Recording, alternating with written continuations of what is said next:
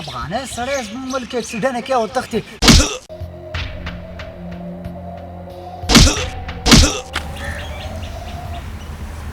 داسې کوي دا خو یې مړ که که نه د خدای انصاف ده. داسې کې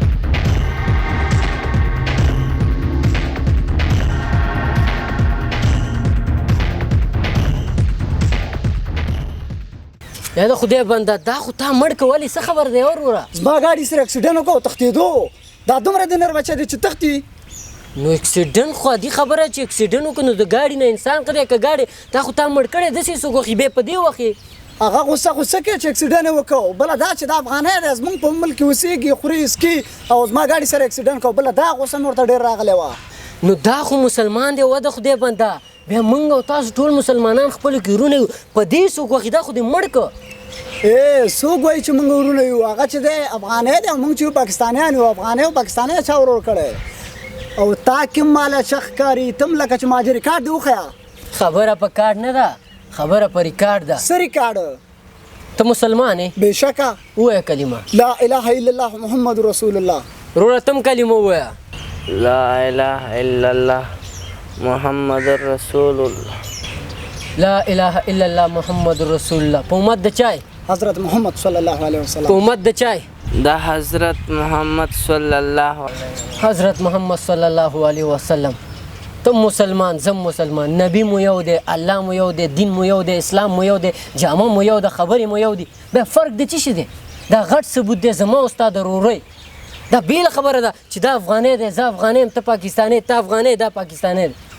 او که دا هم نه منې که نه نو صبر وکړه. د هغې غیر مسلمه ثبوت هم درته وښیم. راشه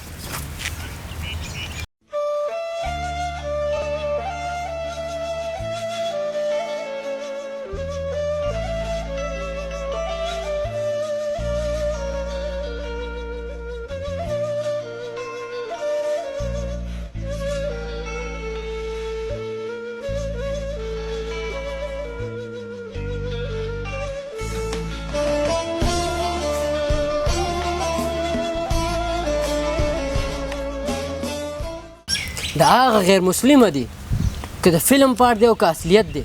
سپي ته یې دومره چل ښودلی چې د یو انسان ژوند بد کوي. بیا ما او تا ته خو غټ زموږ لیډر حضرت محمد صلی الله علیه وسلم راغلی دی.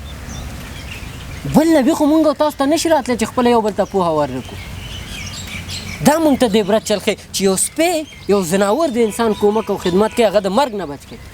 بیا مونږ او تاسو مسلمانان یو، په جار او په فخر وایو، بیا ځان ته د پښتنو ناري وایو، بیا یو بل سره بغض ساتو، کینه ساتو، جنګ ساتو. که د دې دواړو ثبوتونه هم ته بل ثبوت غواړي نو بل ثبوت خو زه نه لرم. زه صحیح ده زه یم در سره وایم. راځه وروره ډېر زیات وبخه. زه تا ته او خپل افغان ورور ته ډېر زیات ملامته یم. هغه ستا خبره موږ ته خو بل نبي نه راځي چې موږ ته پوهه راکړي. باید موږ او تاسو خپلو کې یو بل سره مینه وکړو.